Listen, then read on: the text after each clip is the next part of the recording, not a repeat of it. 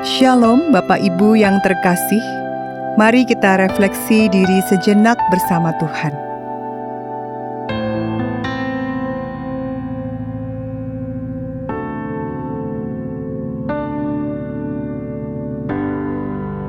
Bersyukur selalu bagi kasih-Mu di dalam hidupku.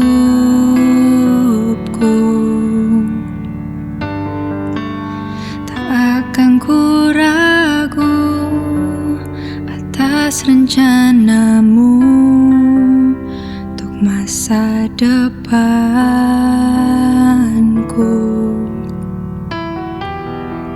Sebagai Bapa yang baik, takkan pernah Kau melupakanku. Sebagai Bapa yang sangat baik,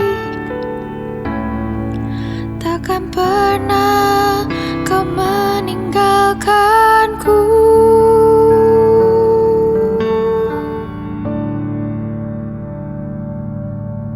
Ku kan menari dan bersuka karena-Mu, oh Yesusku, dan ku kan minum air-Mu bagai rusa rindu selalu.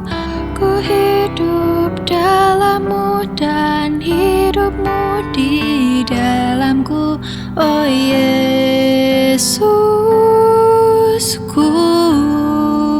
Kau sangat ku cinta. Firman Tuhan pada malam hari ini terambil dari Mazmur 13 ayat 1 hingga 6. Untuk pemimpin biduan, Mazmur Daud. Berapa lama lagi Tuhan Kau lupakan aku terus-menerus? Berapa lama lagi Kau sembunyikan wajah-Mu terhadap aku? Berapa lama lagi aku harus menaruh kekhawatiran dalam diriku dan bersedih hati sepanjang hari? Berapa lama lagi musuhku meninggikan diri atasku? Pandanglah kiranya, jawablah aku ya Tuhan Allahku. Buatlah mataku bercahaya, supaya jangan aku tertidur dan mati. Supaya musuhku jangan berkata, aku telah mengalahkan dia. Dan lawan-lawanku bersorak-sorak apabila aku goyah. Tetapi aku, kepada kasih setia-Mu aku percaya. Hatiku bersorak-sorak karena penyelamatan-Mu. Aku mau menyanyi untuk Tuhan, karena Ia telah berbuat baik kepadaku. Seringkali saya berada di masa-masa yang saya sebut sebagai kekeringan rohani. Masa-masa di mana saya merasa sulit untuk berdoa, meragukan kebaikan Tuhan, merasa Tuhan sangat jauh, dan pelayanan hanya sebagai rutinitas yang sudah tidak lagi menggetarkan jiwa. Sampai akhirnya saya bertanya-tanya, mengapa saya tidak dapat merasakan kehadiran Tuhan?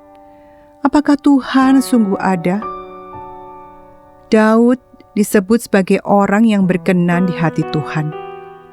Tapi mari kita lihat betapa banyaknya tulisan-tulisan Daud yang sering mengeluhkan ketidakhadiran Tuhan. Mengapa engkau melupakan aku? Mengapa engkau menyembunyikan wajah-Mu?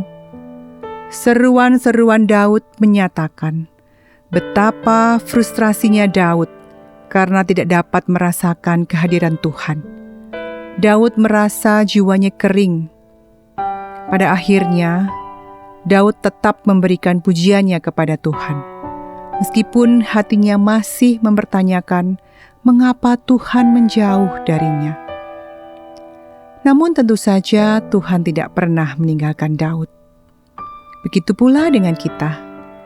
Terkadang kita merasa Tuhan berada jutaan kilometer jauhnya, sehingga kita tidak dapat merasakan kehadirannya. Namun Tuhan tidak pernah meninggalkan kita.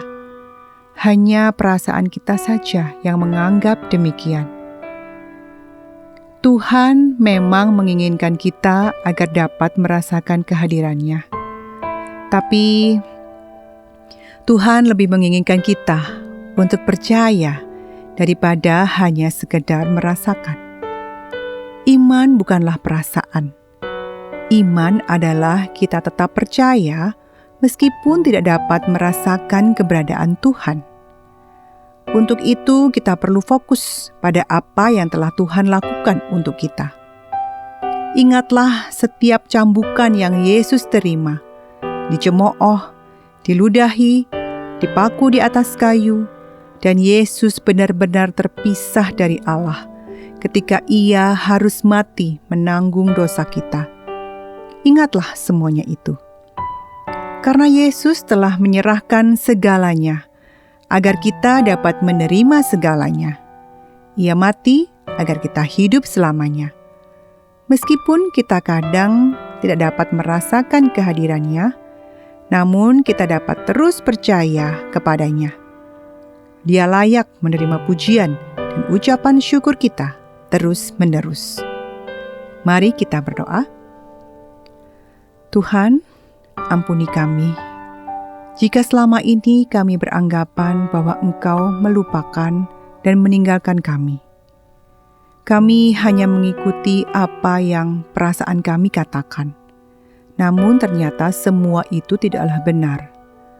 Engkau tidak pernah meninggalkan kami ataupun menelantarkan kami. Engkau hanya menuntut kami untuk percaya padamu. Terima kasih untuk cinta-Mu yang tidak pernah habis. Sungguh kami mengucap syukur. Terima kasih ya Tuhan, untuk terus setia berada di samping kami sepanjang waktu. Terima kasih. Amin. Ku kan menari dan bersuka karena-Mu, oh Yesusku, dan ku kan minum air-Mu bagai rusa rindu selalu. Ku hidup dalam-Mu dan hidup-Mu di dalamku, oh Yesusku. Kau sangat ku cinta. Selamat malam, selamat beristirahat. Tuhan Yesus memberkati.